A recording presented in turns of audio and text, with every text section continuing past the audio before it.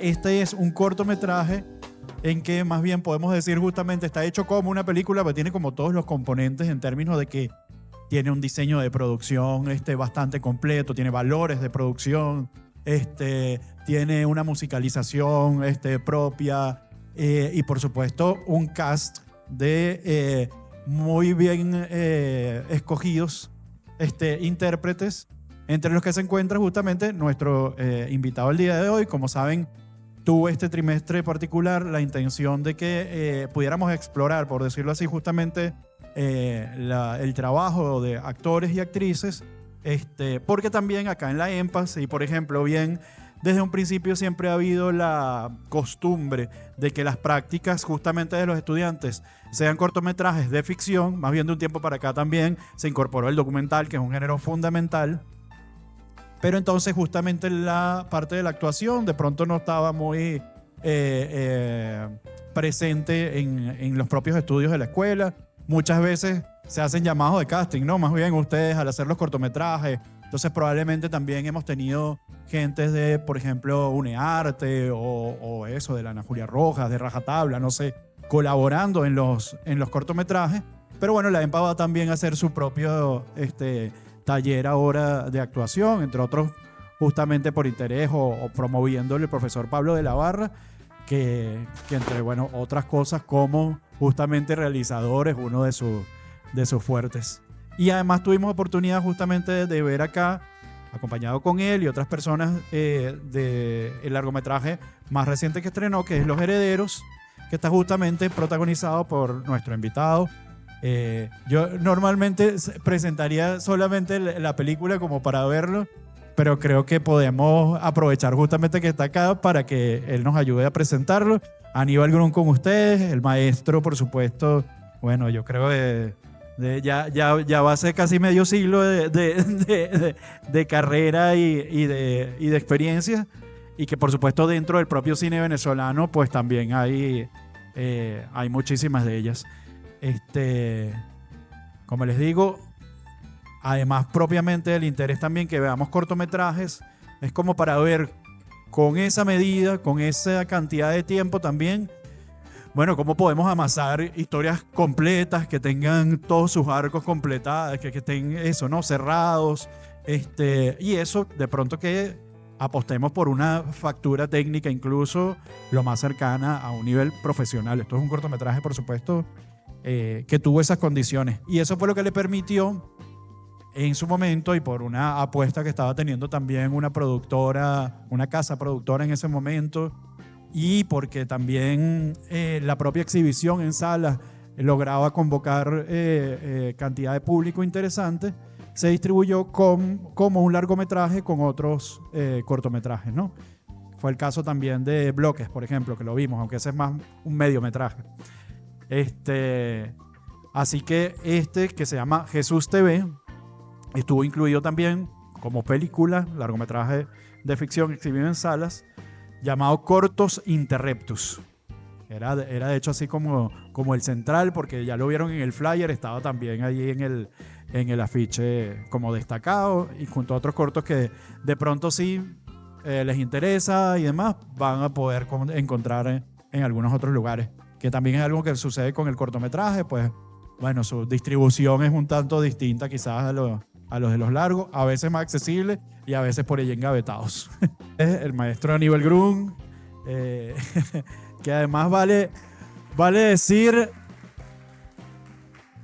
este cortometraje, como ven, es tan completo, por eso yo digo, tiene como todas las piecitas al menos. Tiene también la curiosidad, si ustedes buscan, por ejemplo, en internet, van a ver que hay una versión, se hizo todavía cuando lo estábamos comentando ahorita, cuando todavía se rodaban las películas, porque está filmado en 35 milímetros. Aunque justamente debe ser esa época una transición hacia medios digitales, ¿no? Formatos, cámaras, etcétera. Y también, por supuesto, que la televisión, eso, ¿no? Como que ese era el modelo, la referencia, que ya hoy en día incluso uno dice, pues no están tan presentes, ¿no? Pero fíjense que les digo lo de que se hizo un material adicional y demás, yo no sé, probablemente hasta DVD hay efectivamente de la película. Y ellos hacen, hay una versión del cortometraje con audiocomentarios.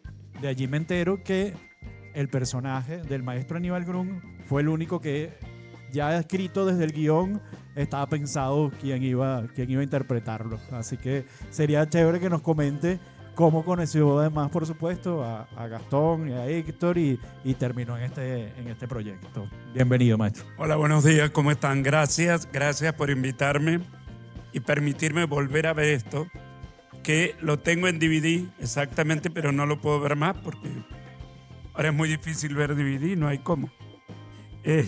Ya las computadoras no tienen, ya es un problema.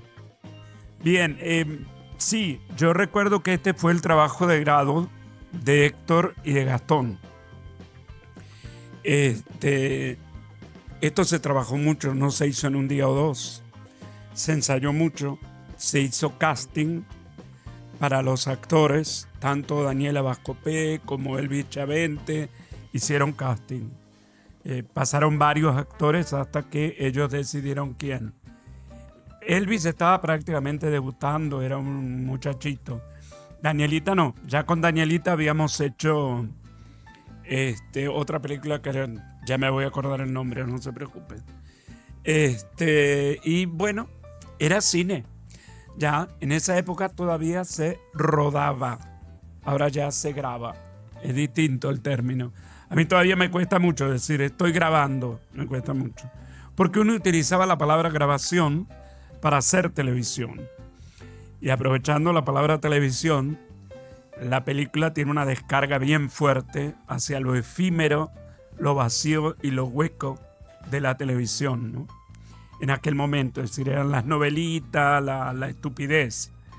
Creo que las plataformas ahora que han surgido han permitido otra cosa e incluso nos permiten la posibilidad de ver películas que de otra manera no las podríamos ver y nos permiten aprender mucho de esas películas que podemos ver en las plataformas, ¿no? La pregunta inicial era también cómo conoció a los realizadores. ¿Habían trabajado en alguna cosa anteriormente? No, ellos me conocían a mí por mi trabajo en Rajatabla y todo eso de hace mucho tiempo. Y quien me contacta realmente es Gastón Goldman. Y yo voy a la casa de uno de ellos, el apartamento de uno de ellos. Ahí conozco a Héctor, leemos el guión y me cuentan que ellos habían escrito el guión pensando en ese personaje para mí.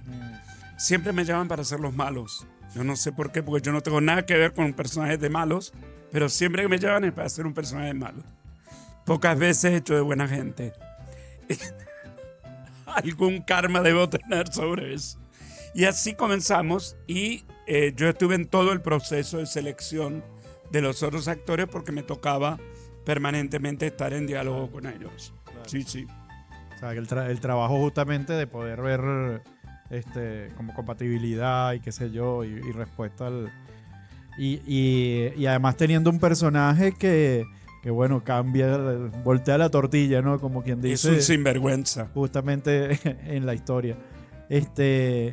Nosotros, bueno, también cuando hablamos justamente de lo actoral, por supuesto que ya nos adentraremos un poco más en toda su trayectoria y justamente lo que tiene que ver con cine. Pero en este particular, pues bueno, sí, es un tono de comedia, pero hay por supuesto muchas referencias y mucho masticado quizás detrás de cada uno de esos diálogos y demás. Que normalmente, bueno, al actor le llega un libreto, ¿no? Le llega el guión y trabaja a partir de allí. Pero en la construcción del personaje probablemente también echa manos de muchas otras cosas, ¿no? Sí, y además a mí me gustó mucho el guión desde el primer momento que lo leí, porque no habla de una sola cosa. Es decir, el planteamiento sobre la religión, sobre la mentira que son.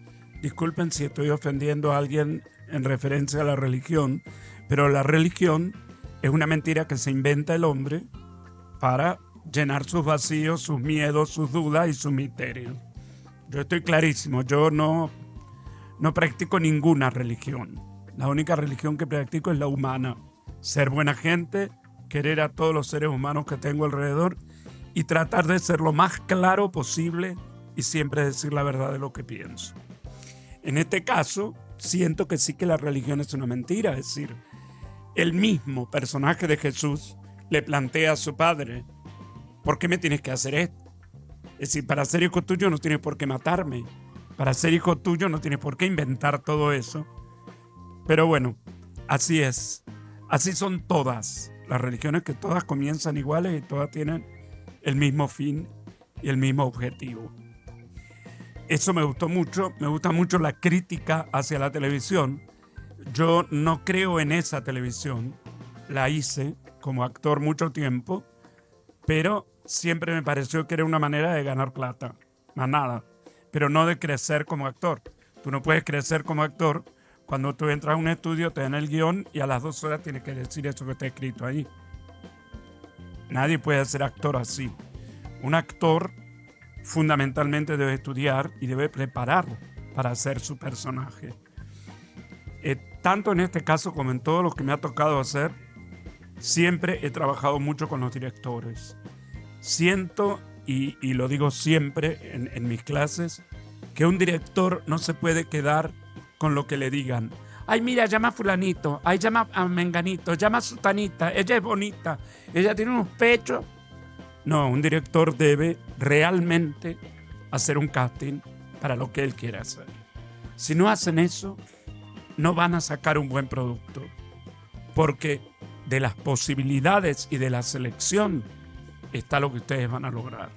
Si ustedes están claros en lo que quieren hacer, si ustedes saben lo que realmente quieren hacer con un personaje y con una película, ¿no? Para mí es fundamental que el director haga casting. Y yo peleo mucho con mis compañeros actores y mis compañeras porque no les gusta hacer casting. Yo me he encontrado con algunos que han dicho: ¿pero para qué? Si me ven en televisión, me ven en cine, me ven en teatro, ¿por qué tengo que hacer casting? Sí, te ven haciendo eso, pero lo que el director quiere, a lo mejor tú no lo vas a dar, porque no es eso que has hecho, es otra cosa.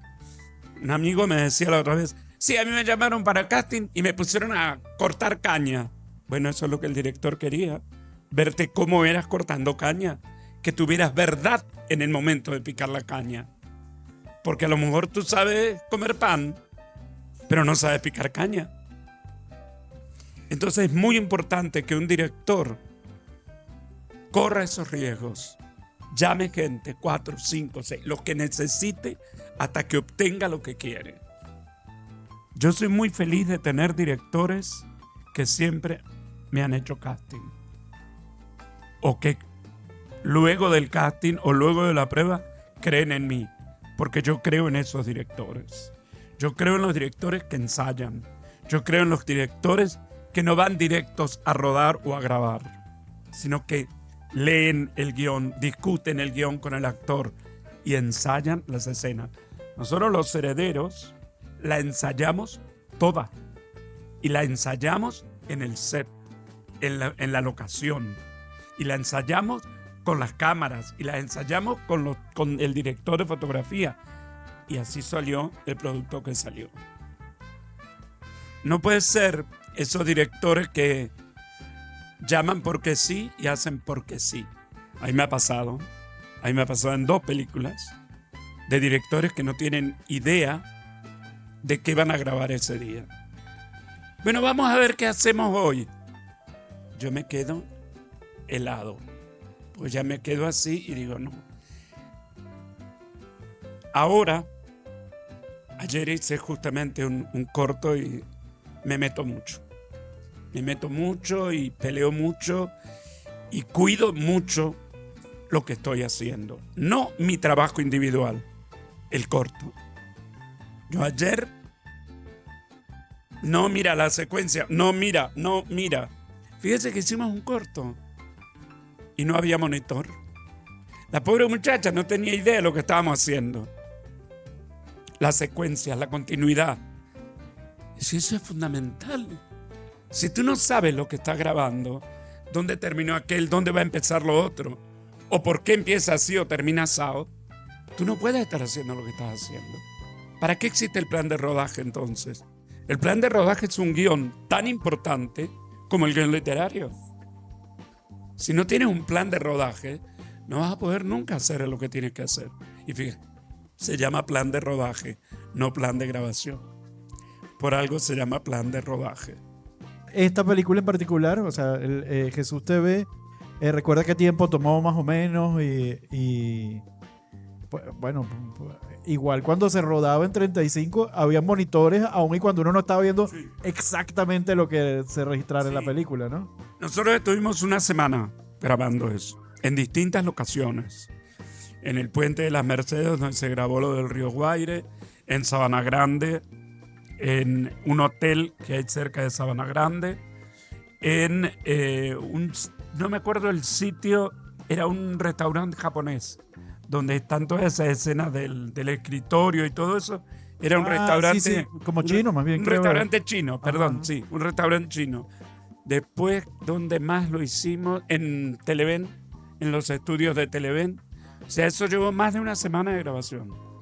Y muchos extras. Toda esa gente que ven en Sabana Grande eran extras llamados para la escena y ensayados antes de grabar. No, nada, ninguno de estos dos lo dejaron al azar ni al libre albedrío. En una librería que ya no existe en Chacao, en Chacaíto, en el centro comercial Chacaíto, que antes era una librería muy importante y ahora es un local de venta de teléfonos. Cambiamos los libros por los teléfonos, eso me da un dolor espantoso.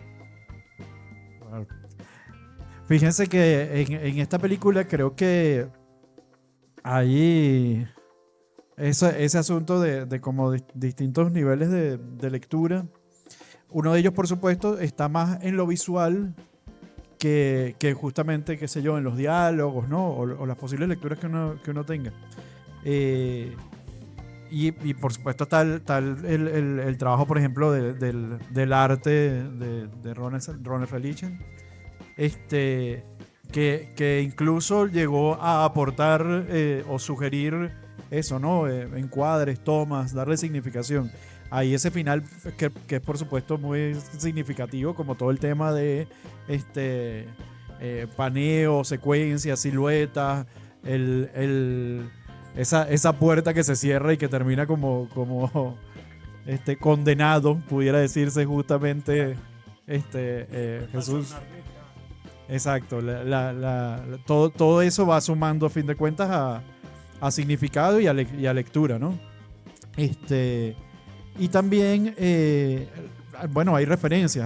Aquí, por ejemplo, hablaban de Wes Anderson en el viaje de Darjeeling, justamente, por ejemplo, en esa secuencia final. Pero a veces también los directores es bueno, porque esas son las referencias justamente cinematográficas. Pero cuánto, no sé, puede haber incluso de MTV u otros reality justamente en cómo se plantea el programa y el ritmo que tiene que tener eso para poder en solo 3 minutos de todo lo que dura la película, por ejemplo, entender ya ese concepto que estaba alrededor de lo que se suponía era el programa ¿no? Y casi automáticamente una supuesta fama, ¿no? Derivada de allí, más allá de lo que el personaje ya se supondría que tiene algún tipo de devoción. Me gustaría que nos hablaran quizás un poquito de eso, más allá quizás del cortometraje, de la propia experiencia con la televisión. Porque, por ejemplo, la EMPA efectivamente nace en un canal de televisión. Y el audiovisual, como uno lo llama más genéricamente hoy en día, pues bueno, ha dejado quizás más en la realidad venezolana, los canales de televisión han dejado de tener quizás tanta llegada o han dejado de marcar de pronto tanto la opinión pública o ese tipo de cosas. Pero usted ha tenido oportunidad justamente de explorar esos distintos escenarios.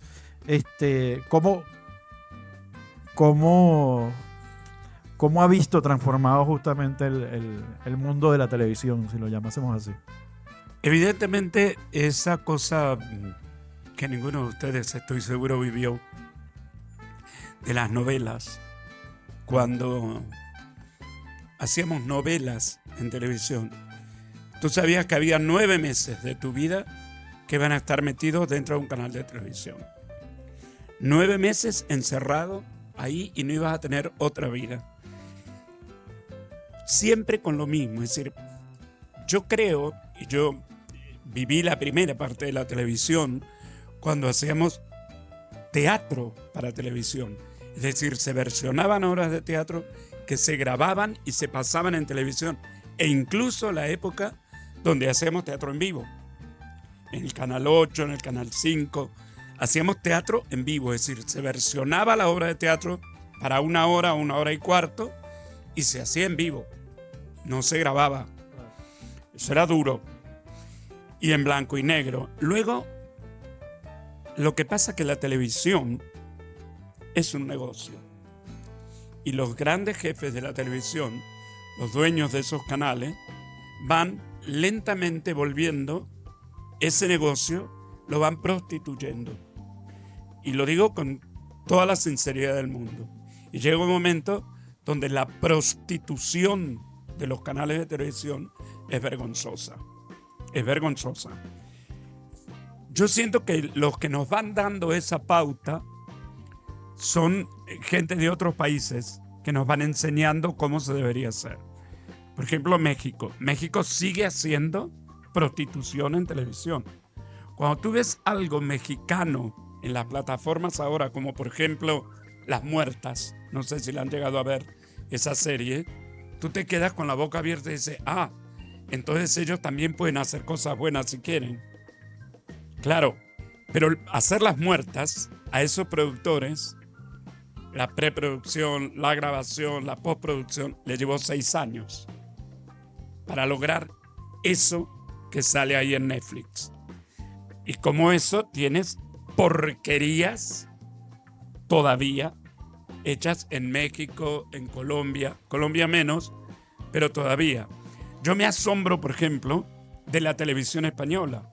La televisión española tiene calidad en los guiones, calidad en la realización, calidad en las actuaciones, y es muy difícil encontrar algún serial español que no sirva. Normalmente hay cosas bien positivas. Ahora quien se está imponiendo con cosas buenas en seriales y en películas son los brasileños. Brasil está empezando a hacer cosas muy, muy interesantes, pero Brasil nunca hizo porquerías. Y si las hizo fue interna, nunca las exportó. Nunca vivió de afuera hacia adentro. Cosa que nosotros no. Nosotros en Venezuela nos prostituimos a nivel de televisión. Las cosas que hacía Venevisión y las cosas que hacía Radio Caracas daban pena. Llegó un momento que nos decía ¿hasta cuándo? Y uno terminaba diciendo no actúo, no voy, no lo hago. Porque ya daba asco, siempre te llamaban para hacer lo mismo. A mí todos los abogados que hubieron en las novelas me los dieron. Todos los doctores malos y cerdos y poca gente me llamaban para hacerlo a mí. Llegó un momento que yo decía, ya. Porque además no te permitía aprender nada. Es decir, repetías lo que habías hecho en la novela anterior. Y me pasó de estar en 2 y 3 novelas a la vez. Se hacían tantas. Se pasaba una a las 2 de la tarde, otra a las 4, otra a las 9 de la noche. Que hacías hasta 2 y 3 novelas a la vez. Cosa que no le había pasado al cine hasta hace poco. Después al cine ya le empezó a pasar un poco más en Venezuela y da dolor. Da dolor porque hay muy buen cine venezolano y a ese se lo ignora. Y se le da valor a Papita Manito Stone, a Un Viaje de Película, a no sé cómo se llama ese de Maracaibo, Bienvenido a Maracaibo, ¿no? Que también es muy mala. Sí. Que también es muy mala. Entonces, a eso sí se le da fuerza. Y al buen cine, no, se lo ignora. Los distribuidores de cine en Venezuela son muy mala gente. Todos. Yo he vivido cosas con Libertador Morales, por ejemplo, donde tú llegabas y ibas al cine y tenían puesto agotado Libertador Morales. Entonces se ha agotado y no había nadie en la sala. Entonces ellos le mandaban a decir a la ANAC, es que no vino nadie, tenemos que sacar la película de cartel. ¿Qué hicimos nosotros en la época de Libertador Morales? Nos dividimos toda la gente que trabajaba y nos íbamos a la puerta del cine y no les permitíamos poner agotado. Y le decíamos al público, si hay entradas, sí véanla. Porque es la única manera de luchar. Y no puede ser. No, los distribuidores de cine al cine venezolano no lo quieren. Yo últimamente he tenido la suerte, por un lado, y por otro, el pesar de ser jurado de algunos eventos de cine. Y lo que más he destacado, y no lo digo porque estén ustedes aquí, lo que más he destacado son los cortometrajes hechos por estudiantes. Nosotros en el último Festival de Cine de Chacao, que me tocó ser jurado, declaramos desierto los largometrajes de ficción. No había uno que sirviera. Ni uno, y eran 7 los que se postularon. Y sin embargo, premiamos los cortos, porque eran maravillas. Yo creo que de lo que ha comentado, no. Es quizás importante resaltar el tema justamente de la distribución. Nos hemos encontrado con eso aquí de distintas maneras, ¿no? Por ejemplo, Estás Despierta.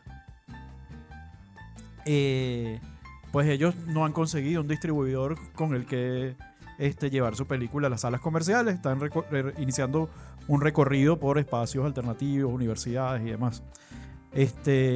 Y además yo ponía el ejemplo de los muchachos de Margarita de la Orilla, que bueno, que también siendo su primera película pues han hecho un gran esfuerzo, que la verdad en este caso pues se reflejó en una cantidad de taquilla importante. Ya esa película superó a la más vista del año pasado, que fue justamente Un viaje de película. Así que bueno, se felicita la llegada de nuevas películas que están generando interés, ¿no? Pero además creo que hay que ejemplificar justamente cuál es el papel y el rol que juega el distribuidor, o que debiera jugar el distribuidor en lo que respecta al tema del cine y la llegada al público, ¿no? Porque claro, las distribuidoras son compañías locales en Venezuela, muchas veces representantes de los grandes estudios en Hollywood. No necesariamente corresponden uno a uno. Muchas veces esas firmas, digamos, acá agrupan distintos estudios, o bueno, son de distintos socios, etcétera. Pero siendo compañías que están en el país, por supuesto, están también obligadas a distribuir cine venezolano. En principio, si ni siquiera estuvieran obligadas a distribuir cine venezolano, no lo harían. No lo harían porque no forma parte de su modelo de negocios. Para ellos el cine es traer las películas de afuera, ponerlas en la sala y vender golosinas. Ese es básicamente el negocio. Y por supuesto que todo el paquete de publicidad, de mercadotecnia, de menciones en redes sociales, de entrevistas que incluso son financiadas justamente por los productores. Yo, que soy periodista, por ejemplo, sé que está la práctica efectivamente de que a los profesionales de la información, muchas veces de la fuente, pues bueno, se le paga su pasaje para que viaje a Los Ángeles y haga los junkets de prensa, las ruedas interminables que les toca a veces, por supuesto, también para hacer la promoción. Son modelos. Y eso no significa, por ejemplo, que entonces el cine venezolano no tenga por qué apostar también a realizar las mismas prácticas y a buscar también mercados afuera, y a tener que hacer todas estas cosas para que las películas sean vistas, ¿no? Básicamente. Pero eso, hay una obligación de ley y unas cuotas con las cuales las distribuidoras tienen que cumplir para el cine venezolano. Y además, una vez que lo hacen, está todo el tema justamente de que la película, cuando llega a la cartelera, tiene garantizado por ley por lo menos 2 semanas de exhibición. Si cumple con esos promedios de asistencia a la sala, entonces continúa. Ese es como el modelo. Yo creo que... Pero hay también en la ley de cine la obligación de los distribuidores de pasar mínimo un corto antes de cada película. Ajá. Un corto venezolano antes de cada película. Ya ellos dejaron de hacerlo. Hace años que no lo hacen, no les importa. Y nadie les dice nada. Nosotros estamos ahorita en la lucha, 2 luchas grandes. La gente que hacemos más o menos cine. Una, volver a eso, a que los cortos se vuelvan a proyectar antes de un largo. Por lo menos un corto. Y lo otro, esos distribuidores de cine que en los centros comerciales donde están las salas tienen 3 y 4 salas, que una de esas salas sea dedicada todo el tiempo y exclusivamente al cine venezolano. No solo a estrenos. Si hay estreno, es estreno. Pero si ya la película que se estrenó bajó de cartelera, deben seguir poniendo cine venezolano, aunque sea viejo. Los jóvenes necesitan saber qué pasó con nuestro cine y necesitan ir a verlo. No solo en las plataformas, no solo en las universidades. Es importantísimo que los cines tengan cine venezolano permanentemente. En esa pelea estamos. Sí, además eso, tal cual, en la ley ya hay la previsión de promoción del cortometraje nacional en la exhibición de cualquier largo, ¿no? Porque además no es que tiene que casar un corto con con un largometraje venezolano, etcétera, no. Por supuesto que hay, digamos, formas, tendrían que haber y también incentivos para poder organizarse los realizadores, y que puedan llevar a cabo, bueno, el trabajo que hay que hacer para que justamente los exhibidores y los distribuidores cumplan con esa ley. En algún momento hubo en Venezuela, por ejemplo, un programa promovido del SENAC llamado Venezuela en Corto, y justamente reunía todas las películas posibles, digámoslo de esa manera, todos los cortometrajes que podían cumplir con esa ley, y claro, era más fácil porque le ofrecía como paquetes a los exhibidores, y probablemente también hay un trabajo de curaduría, ¿no? En ver, bueno, este cortometraje puede acompañar esta película, le va a ir bien, ¿no? Porque además hay que procurar justamente que bueno, si yo como espectador resulta que estoy yendo a ver, no sé, Lilo y Stitch, pues bueno, antes tenga también un cortometraje que lo mínimo que sea clase A, ¿no? O sea, ese tipo de cosas, hay que hacerlo. Pero por supuesto, como a ustedes como estudiantes, es fundamental que sepan que esa previsión de ley está y que, bueno, hay que organizarse y conocer justamente cómo es que funciona la cosa para poder de pronto, yo cuando tenga un buen trabajo y que quiero que vea la mayor cantidad de gente posible, pues bueno, acudir al exhibidor, mire, usted está obligado. ¿Qué necesitamos? ¿Cómo lo hacemos? Etcétera, pero tiene que suceder. Lo más redondito posible, vamos a decirlo así de esa manera. Yo le comentaba al maestro hace un rato que entre las curiosidades justamente de Jesús TV, me parecía un buen ejercicio que los directores compartieron también un final alternativo que se había rodado para la película. Yo no me acordaba de que habían hecho este segundo final. Nunca se sacó al aire. Nunca. Incluso hay imágenes con la varita, la vara del micrófono. Nunca salió al aire esta escena. Esta escena nunca. Siempre quedó el otro final. Son dos personajes distintos. Este es el ángel Gabriel y yo soy Lucifer. O sea, yo no. Perdón. El personaje que yo hacía. Yo no tengo nada que ver con Lucifer tampoco. Sí. Yo no me acordaba de esto. Pero nunca salió al aire esto. Nunca. Pobre Luigi. No, y va como ya estaba creo que probablemente la idea completa del asunto como del negocio, ¿no? O de la venta del... Sí, era la descarga de la televisión muy dura. Exacto, ya había quedado programas. Claro. Así que probablemente por eso quedó mejor. Pero bueno, yendo un poco eso, más allá de la experiencia de Jesús TV, además que obviamente ya cuando rodó Jesús TV, cuánto cine no había hecho Aníbal Grun. Yo ayer estaba recordando una en particular porque, bueno, viendo esta otra película que le comentaba, Estás despierta, eh, ellos en términos de comunicación hablaban y decían, bueno, una de las primeras películas que creo que es cristiana en ese caso, directamente inscrita en esa religión o iglesia. Pero él dice también, oye, bueno, dentro del tema de la religión, siento que tampoco hay mucha, o de la fe, la espiritualidad. Yo le dije, bueno, yo nada más tratando de hacer memoria, me acuerdo de Juan Topocho y digo que tiene que ver también con ese tema. Y si no me equivoco, fue una de las películas, además, les decía y reitero, del maestro César Bolívar, en paz descanse, y que tuvo también pues su buena acogida en un momento en el que el cine venezolano tenía otras condiciones distintas, en que esas salas no eran de múltiples pantallas, sino que probablemente era una sola y además no estaban metidas en centros comerciales, sino que, bueno, cada parroquia tenía su sala y estaba a nivel de calle. Esas son condiciones distintas en las que se dio ese boom del cine venezolano en los 70s y 80s.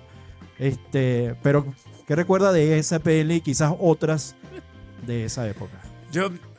Esto es muy divertido lo que voy a decir, porque yo empecé a hacer cine de casualidad. Mi primera película de casualidad fue El pez que fuma. Y yo hago un extra en El pez que fuma. Y hago un extra porque Román, con quien fui muy amigo, yo iba mucho al rodaje del pez que fuma porque toda la gente era amiga, estábamos todos trabajando en el nuevo grupo y íbamos para allá. Y un día Román me dice, esta es una anécdota, ¿eh? Aníbal, mañana voy a rodar el entierro de la garza, la muerte y el entierro de la garza, porque se podía rodar solamente, era un prostíbulo de verdad, en La Guaira, y se podía rodar solamente hasta las 5 de la tarde. A las 5 nos teníamos que ir todos porque entraban las dueñas del burdel y era su trabajo y nos teníamos que ir. Entonces me dice, pero quiero pedirte un favor. ¿Qué? Quiero que te disfraces y que fastidies muchísimo. No me dijo fastidies, él me dijo una mala palabra. Fastidies mucho a Orlando Urdaneta. Porque quiero tenerlo en tensión toda la grabación. Bueno, le digo, ¿y de qué me disfrazo? De travesti. Me disfrazaron completo. Peluca, hasta minifalda. Y yo empecé durante todo el trabajo a fastidiar a Orlando. Hasta que Orlando se puso furioso y fue y habló con Román. Mira, ¿qué es esto? Sácamelo encima, me tiene harto. Y Román le dice, es Aníbal Grun, chico. Yo lo puse a propósito para motivarte a ti, para ponerte nervioso. Así, bueno, y empezó a fastidiarme él a mí. Que ya yo no sabía dónde meterme de todas las cosas que me hacía Orlando. Pero en la última escena sí aparezco ya. Al lado de Rafael Briceño, que es cuando está el cadáver de la garza. Y esa imagen ha quedado incluso en el documental que hizo Antonio Gerandi, aparezco. Yo me quedé así, porque yo empecé de casualidad. La segunda película, terminada esta, comenzamos con César Bolívar, que éramos muy amigos. Yo hacía la producción de campo de Juan Topocho. Entonces comenzamos todo el trabajo de ir a Yaracuy, de ver las locaciones, de todo el trabajo que es la preproducción. Empezamos a rodar. Y en La Pastora estábamos rodando una escena que era una fiesta que había en La Pastora, y el actor que tenía que hacer un personaje no fue. Y había que rodar la escena y el personaje estaba. Entonces me dice, César, hazlo tú. Y yo, César, no, yo no lo puedo hacer si es un bailarín, primero, y yo no bailo. Segundo, va a estar toda la película porque era el gran amigo de Virgilio Galindo que aparece toda la película. Bueno, ¿cuál es el problema? Lo haces. Y así hice de casualidad mi segunda película. Ahí no hubo casting. Ahí no hubo casting. Ahí no hubo casting. ¡Pum! Y ahí salí. De ahí en adelante no paré de hacer cine. Primero por casualidad. Y ahí, Pero fue muy, muy interesante la experiencia de Juan Topocho. Muy, muy interesante. Recuérdenos un poquito el argumento. Sí. Juan Topocho es un señor en Yaracuy que se viene para Caracas. No te creas que me acuerdo mucho, ¿eh? No me acuerdo mucho. Y él va a una pensión y vive en una pensión. ¿Pero por qué dijiste que tiene que ver con la religión? Porque al final él mismo, al volver a su pueblo, Ajá. resulta en una especie de iluminado, ¿no? Claro. Él vuelve después a Yaracuy y es, sí. Y ahí en esa película fue una maravilla. Y tuvimos a los alumnos. Y ahí el personaje que hizo Tania Sarabia lo castearon en los estudios de Radio Caracas. Hicimos los castings. Más de 6 actrices. Y entre ellas, María Conchita Alonso, que no quedó. Entre las actrices estaba María Conchita Alonso. Y Tania casteó, y Tania quedó por el cast. Tania quedó porque casteó y quedó. Pero ahí se hicieron casting fuerte. Virgilio es el único que no casteó. De esa película, casualmente, además de esas 2 películas, se han hecho trabajos posteriores, que yo los llamo eso, como unos trascámaras hechos a la distancia, porque está justamente Un país llamado El pez que fuma, que se hizo 40 años después. Sí, eso es un docu bien bueno de Antonio Gerandi. Muy bueno, que se encuentra por ejemplo, en temas de plataformas y demás, hay una iniciativa llamada Hispano TV, también productora, etcétera y demás, y ellos tienen una plataforma en línea donde está ese documental. Y de Juan Topocho también, más corto y demás, pero se hizo un trabajo también mucho tiempo después. Además, por supuesto, creo que fueron realizadores de yaracuyanos muy, muy orgullosos, por supuesto, de esa inclusión, digamos, en la historia del cine venezolano. Pero hay otra cosa que nombra usted allí que me parece que es fundamental para que tengamos referencia, porque, bueno, evidentemente el actuar en Venezuela está muy ligado al teatro, y nombra el nuevo grupo que bueno, y creo que es más o menos equivalente a eso que en algún momento se le llamó la Santísima Trinidad también del teatro, ¿no? Que eran justamente el maestro Román Chalbaud, Isaac Chocrón y José Ignacio Cabrujas. Bueno, en paz descansen hoy. Todos al que perdimos más recientemente fue justamente al maestro Chalbaud.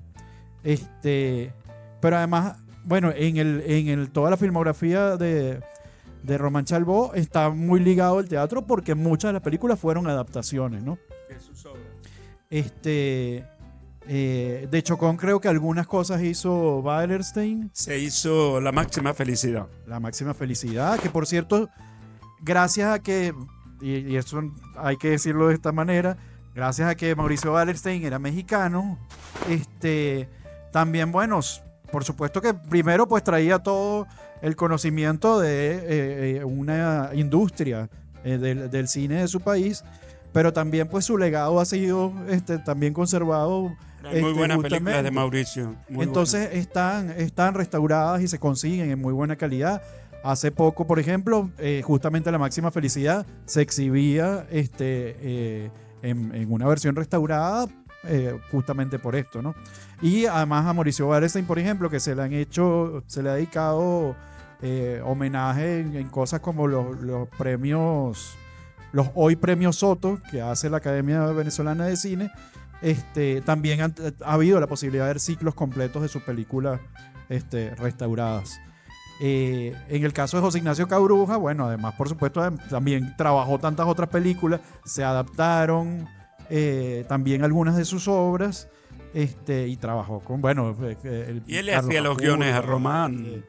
También, exacto. Y trabajaron también juntos, si no me equivoco, en esas adaptaciones. Sí. Hacía uno, le escribía al otro. Sí. Pero yo creo que eso, ¿no? Porque el teatro, evidentemente, es también su casa de alguna manera, ¿no? Es que el teatro es la base fundamental para todo lo que tenga que ver con el arte.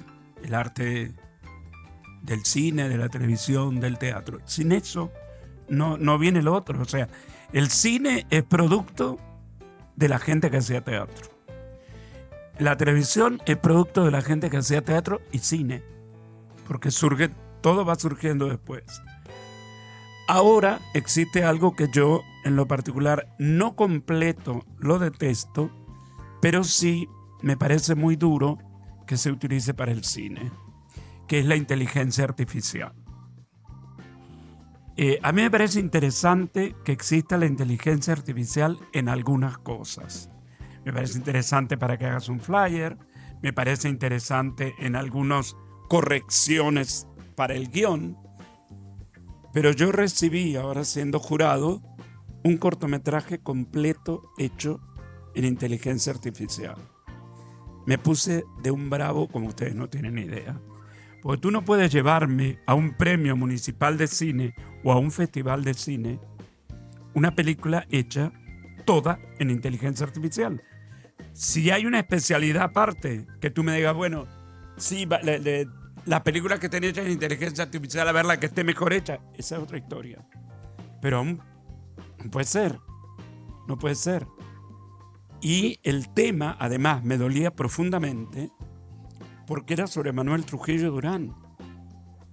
Es decir, Manuel Trujillo Durán es la primera persona que hace cine en este país, que trae una cámara de cine, que hace los 2 primeros cortos. Y entonces tú vas a hacer una película en inteligencia artificial de él, con su cara y se movían. No, espantoso, espantoso. A mí me parece bien, repito, todas las novedades que hay.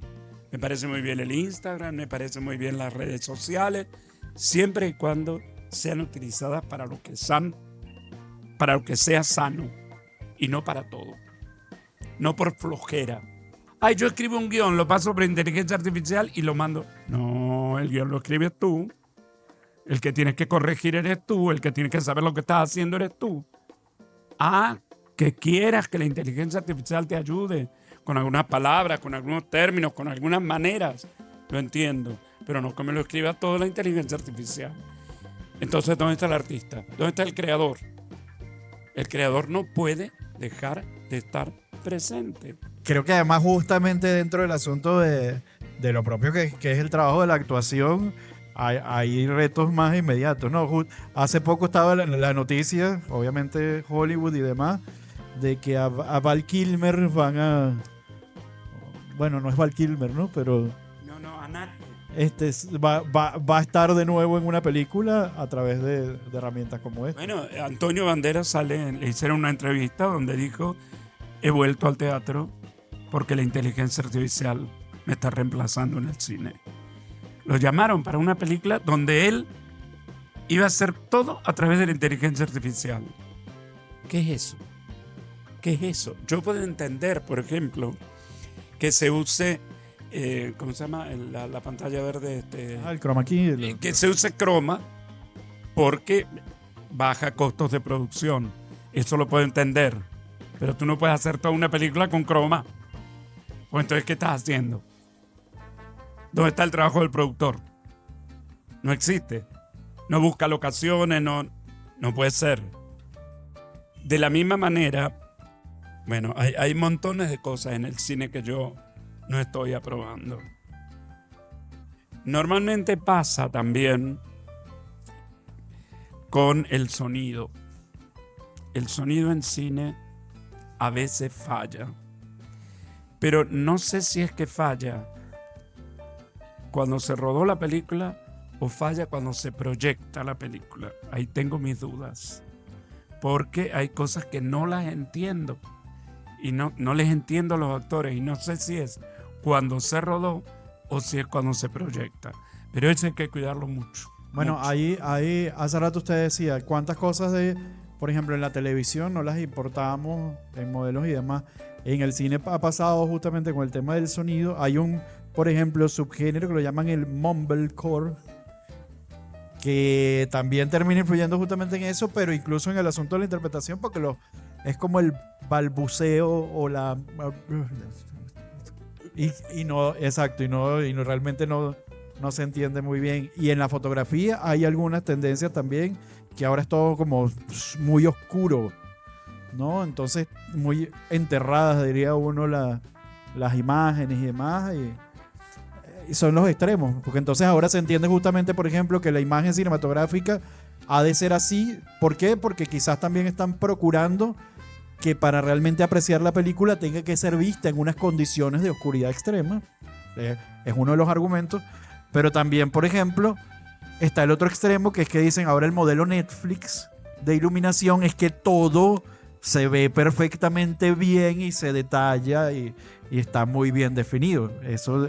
Pero entonces los maquilladores van a tener que empezar a hacer un maquillaje para ese tipo de fotografía, porque tú ves ahora casi todas las películas que tienen una fotografía maravillosa y todo se les ve el maquillaje, la base, la pintura. En las mujeres me lo calo, pero en los hombres no me gusta, a no ser que sea un maquillaje especial. Lo otro que no falta en ninguna película ahora son los drones. Una película sin dron ya no es cine. Tiene que haber siempre una carretera, el dron que pasa por encima y ve el carro avanzando entre... No, chicos, no puede ser, no puede ser. No podemos hacer las cosas por moda. Nosotros tenemos que hacer las cosas porque creemos en lo que estamos haciendo. Son múltiples los formatos y las cosas que se están haciendo en cine. Como digo, hablamos un poquito quizás de ese inicio de la época dorada del cine venezolano, sobre todo por eso, ¿no? Porque tuvo una recepción muy importante en el público. Ya quizás en esta parte del siglo, del milenio, una película que también tuvo su significado en algún momento, no sin dejar de tener polémicas asociadas, fue Secuestro Express, por ejemplo, ¿no? En la que también tuvo participación. Entonces, si lo vemos allí, quizás de Secuestro Express, que es 2004, 2005, por allí, a Papita Manito Stone, que es 2014, entonces tenemos más o menos una década de diferencia. Y fue de Papita Manito Stone más bien un pico justamente en espectadores, en recepción del público. Pero de un tiempo para acá ha sido muy, muy distinta la historia. Muy distinta, muy distinta. Yo Secuestro Express me parece una experiencia maravillosa, sobre todo cuando me llama Alejandro y me dice, mira Aníbal, quien iba a ser mi personaje era un señor, que ahora no me acuerdo el nombre de él, que no era actor. Él estaba en Venevisión, era jurado de un programa de estos que hacía Guillermo González, ya. que era Guillermo González, no me acuerdo quién era, Sí, esos programas de cantantes y ese tipo de programas. Otero creo que se llamaba. Amenaro Otero. Bien. Entonces, el señor se enferma y no puede hacer la película. Entonces, Alejandro me llama, me dice, mira Aníbal, hay esto y esto. Sí, bueno, voy. El día que llego a grabar la película, me dice, bueno, mira, pasa, entra aquí esos camiones donde maquillan y tal. Como un trailer. Eso. Pasa, por favor, porque ahí para que te acompañen los otros actores que hay. Cuando entro, casi me muero. Había un amigo mío con quien yo había trabajado, Miguel Ángel Landa, bien chévere. Pero el otro era este panameño que es músico Claro, Rubén Blades. Rubén Blades. Entonces cuando entro ahí y veo a Rubén Blades, encantado, no sé qué, fulano, yo me quedo como muerto. Dije, yo voy a tener que trabajar con él. Yo no lo podía creer. Y entra la maquilladora y me dice, Aníbal, hay una cuestión que me pidió el director que no te lo dijo. Dime, Estela, nos conocíamos mucho, te tengo que cortar el pelo a cero, tienes que salir absolutamente calvo. No era la primera vez que me pasaba en la vida, Pero que llegara ese momento que le dije. pero en el momento en que ya había dicho que hacía la película, me vengas a decir, ahora te quito el pelo, ¿qué le puedo decir? No. Y miren todavía cómo estoy, pero no por esa película. Ahora estoy así por otra cosa. Entonces, bueno, sí. Además, ¿cómo voy a decir no? Teniendo que actuar con Rubén Blades y Miguel Ángel Landa. Yo dije sí, inmediatamente. Y fue una experiencia maravillosa. Ahí mi esposa, cosas de la vida, iba a ser María Conchita Alonso. No pudo venir a Venezuela María Conchita y no me acuerdo a quién pusieron, que era mi esposa. Pero a mí también me encantó, dije, voy a ser el esposo de María Conchita. No, no fui, pero la película me gustó mucho. La película no era Elba Escobar, pero Elba estaba en Secuestro Express. Elba está en el comienzo, creo, del Secuestro Express. Sí, creo que sí. Pero bueno, a mí Secuestro Express me pareció bien interesante como película. Claro, una película que además yo creo que justamente dentro del cine venezolano que se estaba haciendo, pues bueno, renovó un poco el lenguaje, trajo eso, técnicas no me y gustaba el fotografía protagonista. y demás, pues. No me gustó el protagonista, que era mi hijo. No. Pero tuve experiencias que en mi vida había tenido. Por ejemplo, estar en el hotel ese que se llama, no me acuerdo cómo se llama, que está al lado de mi casa. Ajá, el árabe, ese hotel árabe. Yo nunca había entrado a un hotel de esos. Y es verdad, son absolutamente eróticos y locos. Ilóticos. En la habitación donde grabamos había una copa de champán enorme, donde le ponían agua y ahí hacían el amor dentro del agua en las copas. Una cosa insólita, pero son experiencias. Y la última, estoy un día con una obra de teatro en La Habana, no me acuerdo con qué obra fuimos, creo que con Venecia, y en ese momento estaba el Festival de Cine y pasaban Secuestro Express. Cuando se enteraron que yo actuaba en Secuestro Express y que estaba en La Habana, me hicieron pasar para allá. Así que esa fue otra experiencia que no me esperaba, estar en un festival de cine internacional. Fue la única vez que estaba en un festival de cine internacional presente. Imagínese. ¿Alguien quiere hablar allá atrás? Ajá. Levántate, acuérdate de tu nombre y...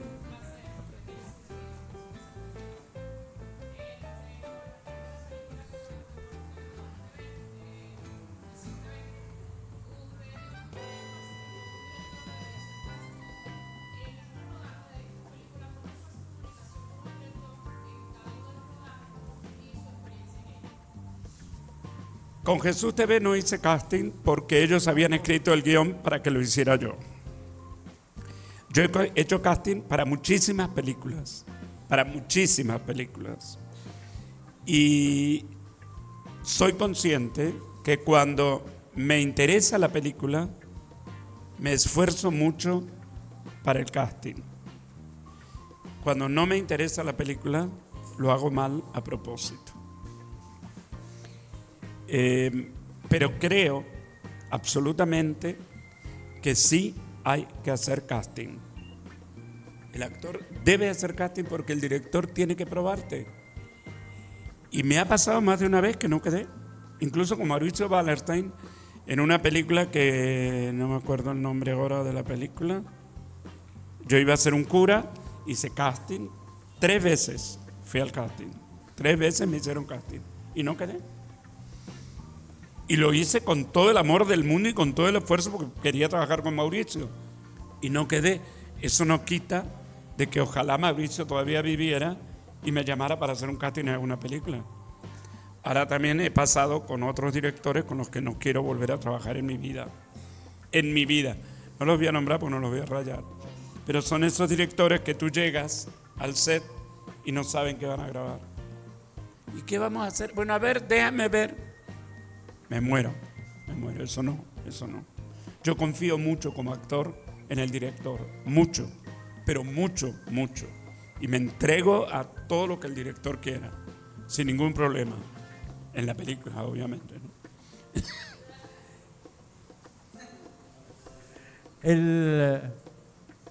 Pueden seguir haciendo preguntas, chicos, que me gustan.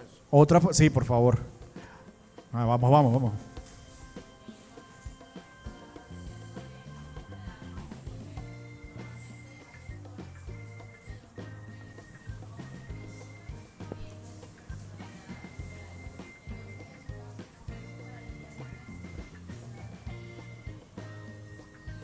Claro, no, yo lo que digo, no siempre el mismo papel en cine, casi siempre me llaman para hacer los malos, pero no siempre son los mismos malos. Y yo intento de que no sean los mismos malos nunca. Yo me preocupo mucho cuando tengo mucha continuidad en cine. Es decir, el año pasado, por ejemplo, me tocó hacer 6 cortos. Yo casi me muero. Porque es muy duro. Y ahora entonces ya me llaman para los abuelos. Entonces no puede ser siempre el mismo abuelo. No. Entonces yo intento por todos los medios de ir cambiando y que lo que yo sentía antes no lo vuelva a sentir ahora. Me parece terrible. Ayer hice un abuelo, pero era otra cosa. Entonces, en el original de ayer era viendo fútbol. Y como el año pasado yo había hecho un corto de un abuelo viendo fútbol, dije no. Entonces le propuse al director que por qué no veíamos en los ensayos, no ayer, que por qué no veíamos béisbol. Y aprovechar que acabamos de ganar el campeonato de béisbol y utilizarlo dentro del corto. Al director le pareció genial y lo hicimos así. Entonces no siento lo mismo viendo béisbol que viendo fútbol. Ni soy el mismo abuelo. El de ayer era muy tierno, era muy lindo. Ya hay pocos casos, supongo, pero como ha sucedido también en nuestro cine, esto de, por ejemplo, adaptar una obra de teatro a cine. ¿Le ha tocado, por ejemplo, alguna vez justamente algún personaje que haya ya encarnado en las tablas que tenga que hacerlo en película? Por suerte no. Sin embargo, sí ha, por ejemplo, estado en obras de teatro que son montadas en nuevas versiones que en algún momento fueron películas. Sí, eso sí me ha pasado, pero no como actor. Ver obras de teatro que yo he hecho y después las veo en el cine. Sí, eso me ha pasado, pero como actor no. Creo que en el caso de este montaje con Francisco Denis, la película incluso existió antes que la propia hice con Francisco, nueva versión. Yo hice con Francisco hace 2 años Profundo de José Ignacio Caluja. Pero yo no actué para nada la que hicieron con Virgilio Galindo y yo no la vi. Ni siquiera vi la película. Ni siquiera. A mí me pasa mucho eso y me da mucho miedo. Me acaba de pasar. Yo acabo de estrenar, por eso la calvicie, La Revolución de Isaac Chocrón. Y ahora la vamos a mantener en temporada y tal. Y mi terrible drama y mis nervios y mi miedo espantoso es que yo había visto los montajes anteriores hechos por grandes actores como Rafael Briceño y Gustavo Rodríguez. Entonces ahora tener que hacerlo yo me aterró. Te lo digo de verdad, muchísimo miedo. Superar ese miedo, superar eso y que la gente no me comparara, fue inevitable. La gente te comparaba. El que lo había visto te comparaba. Sí, bueno, pero cuando lo vi, sí, pero... Y eso da mucha rabia, porque uno intenta romper con lo anterior, olvidarte de lo anterior. Y que la gente te compare es muy duro. Yo voy a aprovechar esa mención que hace maestro de este nuevo montaje de la obra de teatro para nombrar el Festival de Jóvenes Directores, justamente del Trasnocho Cultural. Yo les había en este espacio justamente antes hablado de que otra de las obras que están en el festival es una nueva adaptación de La Quinta Dayana, que había ya sido llevada al cine como Sheila, una casa pamadita. Y que ahorita, por cierto, está nuevamente en temporada. Es bueno justamente que si están interesados en el asunto de la interpretación, de la narrativa en general, además, porque obviamente el teatro es una forma viva de contar historias, pudieran también acercarse, por ejemplo, a ver esta obra de teatro. Pero además que creo que tiene una coincidencia que me parece curiosa, para también preguntarle por otra película que fue dirigida por quien hizo Sheila, una casa pamadita, que es Eduardo Barberena. Te iba a hablar de eso ahora. Y alias Bambi C4, porque además, bueno, cuando seguramente un actor está interpretando algo que ocurrió en la realidad, que tiene una dimensión fáctica, deben haber también otros retos. ¿Cómo fue ese trabajo en esa Mira, película? Bambi C4 yo hice mucho casting. El director me sometió a varias pruebas para poder hacer ese personaje, que era muy difícil, muy, muy difícil. La película Secuestro Express habla del primer atentado que sufrió Hugo Chávez a raíz de la segunda vez que van a elecciones. Entonces estaba Manuel Rosales también como candidato, etcétera, y es toda la historia de cómo se armó el secuestro para poder matar a Chávez, que después que nunca se llega a hacer el magnicidio y las armas aparecen en Maiquetía. Esa película sufrió muchos problemas, incluso se hizo un estreno y pasó. Fue muy duro.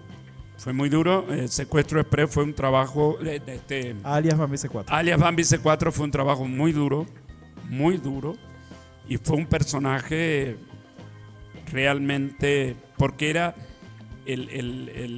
éramos dos los protagonistas, el cubano que iba a matar, que iba a realizar el magnicidio, y yo, que lo contrato y que soy el jefe de toda esa historia. Fue un trabajo muy duro, muy duro. Otro malo, pero quizás no tan de... Otro malo, pero muy malo, muy terrible. Pero tuve cosas maravillosas, porque ese actor cubano que ahora vive en Colombia, una maravilla de actor. Entonces, ese reto de uno como actor con otro gran actor al lado, eso es una maravilla. Y a raíz de eso, el director, habíamos terminado Bambi C4 y lo llaman para dirigir Una casa para Maíta. Y él, que nos habíamos hecho muy amigos, ya murió, me dice: Aníbal, no tengo ningún personaje en la película para ti, pero me gustaría que me ayudaras a hacer los castings. Y me tocó con él hacer los castings para la mayoría de los personajes, sobre todo para la protagonista, que es un transexual y que es muy difícil. Y le conseguí. Yo en ese momento estaba gerenciando el Teatro Escena 8 y había una obra en el Teatro Escena 8 que trajimos de Colombia, que la protagonista era un transexual. Y le dije no me sale el nombre ahora del director. Eduardo Barberena. Eduardo Barberena. Le dije: mira, Eduardo vino a ver la obra, le hicimos casting y al fin quedó él. Quedó ese muchacho. Una maravilla. Endri Cedeño, creo que no me acuerdo cómo sí se llama. Pero una maravilla el trabajo, una maravilla. Sí. No, y además, bueno, vale decir, yo lo he resaltado en varias oportunidades, no necesariamente pioneros, pero si hace poquitos años se hablaba en el Oscar de la nominación, bueno, tristemente quizás luego por más bien asuntos fuera de la película de Emilia Pérez, porque era una persona trans y demás, pues bueno, en el cine venezolano ya hace bastantes años ya lo hacíamos. Había una protagonista trans en una película. Y yo en El pez que fuma. Bueno, pero bueno, y vean ese documental, que hay unos datos por ahí también relacionados que son geniales. Pero sí, ¿no? Ahorita se habla de las películas eso, quizás hay que llenar cuotas de cierto tipo y demás, ¿no? Yo creo que son transformaciones que, bueno, las sociedades van buscando cómo decantar. Nosotros hemos dado pasos importantísimos en el cine que en el mundo creo que no se conocen. Por ejemplo, ayer hablaban de la participación de la mujer en el cine venezolano, pero en la parte técnica, porque ahora le están dando opciones a que las mujeres en el mundo sean... La directora de fotografía que ganó. Y demás, claro, y nosotros tenemos directoras de fotografía de hace años, que son directoras de fotografía, que son directoras de casting, que son sonidistas, que son directoras de arte. Nosotros nunca hemos discriminado a la mujer en el cine. Nunca. La mujer ha tenido la misma oportunidad en el cine que el hombre. que a lo mejor hay más hombres. No lo sé. Pero yo he trabajado con cantidad de mujeres, directoras todas, y son una maravilla. Y, ay, no, si no es un hombre, yo no. ¿Qué es esa estupidez? Nosotros no lo tenemos. Entonces ahora Hollywood está descubriendo que hay una directora de fotografía y se llevó un Oscar. Señores, no podemos ser tan mediocres. Mirémonos hacia adentro lo que tenemos, que es una maravilla. De verdad, tenemos grandes cosas en Muchachos, Venezuela. ¿alguna pregunta por allí pendiente? No, vamos cerrando entonces con esto. ¿Qué proyecto que aún no se haya estrenado le emociona de pronto ver pronto eso en pantalla grande? Mira, hay una película que tengo hecha y que nunca se estrenó y que me da mucho dolor que no se estrene. Yo la he pasado mucho a mis estudiantes, porque yo la tengo, y se la he pasado mucho a mis estudiantes, y está a la orden, por si la quieres pasar aquí en la EMPA, que es Abril, Golpe Adentro. Claro, de José Antonio Varela. De José Antonio Varela. Es una gran película. Y me da mucho dolor porque es un documento histórico maravilloso que no la estén pasando. Bueno, fíjate tú, esa película. Me llaman para hacer la película. Voy, me dan el guión, leo el guión, me gustó mucho. Pregunto qué, y me dicen, usted va a ser Pedro Estanca. Pedro Estanca. Carmona Estanca. Que en la película se llama Pedro Estanca. No, le dije, yo no voy a hacer eso. Yo no voy a hacer eso. No, y dije no.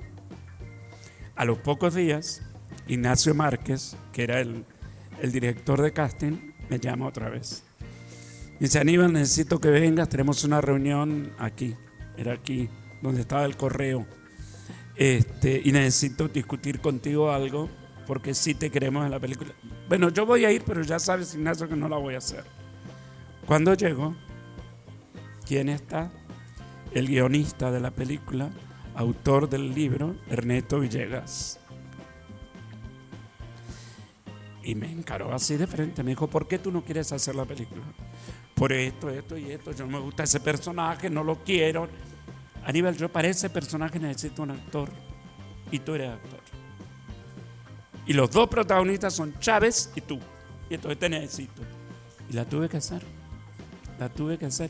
lo cual me llenó de satisfacción después, porque fue un reto hacer un personaje como ese y no pensar en el cerdo original. Fue muy importante. Y bueno, no tuve nada que ver con el cerdo. Era un malo, asqueroso, repugnante igual, pero no me acordé del cerdo. De verdad, si la necesitas y la quieres pasar, te la puedo pasar, porque la tengo. Es una gran película, muchachos. Sí, bueno, es por supuesto eso. Además, un documento importantísimo, sobre todo cuando, por ejemplo, se habla de la relación entre cine e historia. O sea, nosotros que hemos venido justamente explorando ese tema, y además a raíz de por ejemplo, el fallecimiento de Luis Alberto Lamata, vale la pena justamente el ver cómo nos hemos visto a través del cine venezolano en la historia, ¿no?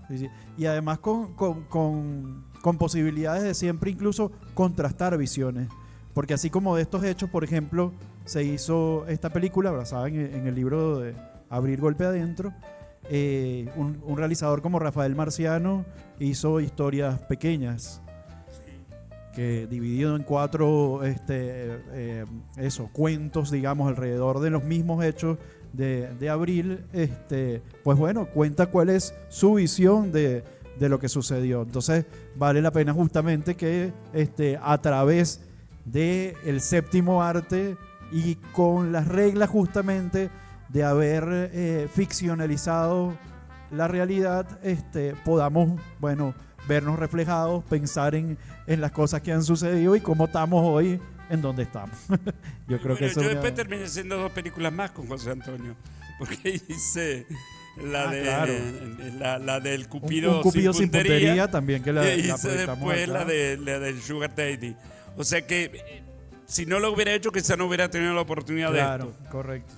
Pero, O si hubiese hecho un mal trabajo. No Sí. creo que lo hubiesen vuelto a llamar. Pero realmente no es fácil hacer cine, chicos. Ustedes están metidos en un problema, pero asúmanlo. Y sepan que solo se aprende de los fracasos. De los aciertos no se aprende nada. Los aciertos quedan en el olvido y para lo único que sirve es para llenar el ego. Y el ego no es la mejor compañía de uno. Hagan cine, nos hacen falta. Muchísimas gracias, muchachos. Como siempre, bueno, agradecidísimos por supuesto que haya estado aquí con nosotros. Pendientes que para el 8 de abril vamos a tener una actividad especial como parte de cierre de este trimestre en la Cátedra Libre de Cine Venezolano. Es más, puedo decirles ya, porque está asegurado al menos lo que vamos a proyectar, que vamos a tener la posibilidad de ver un grandísimo clásico del cine venezolano en una versión restaurada que ganó en Cannes, y no se trata de Araya, que sé que para algunos es referente, sino La Balandra Isabel llegó esta tarde, que bueno, eso es un hito importantísimo de nuestro cine y que vale la pena además verlo en una sala de cine, así que vamos a ver cómo lo logramos. Pero estamos haciendo, por supuesto, todo lo posible para que sea un excelente cierre de este trimestre de la Cátedra Libre de Cine Venezolano. Muchas gracias, maestro. Lo invitamos a que nos acompañe a una foto grupal que siempre hacemos con todos los presentes.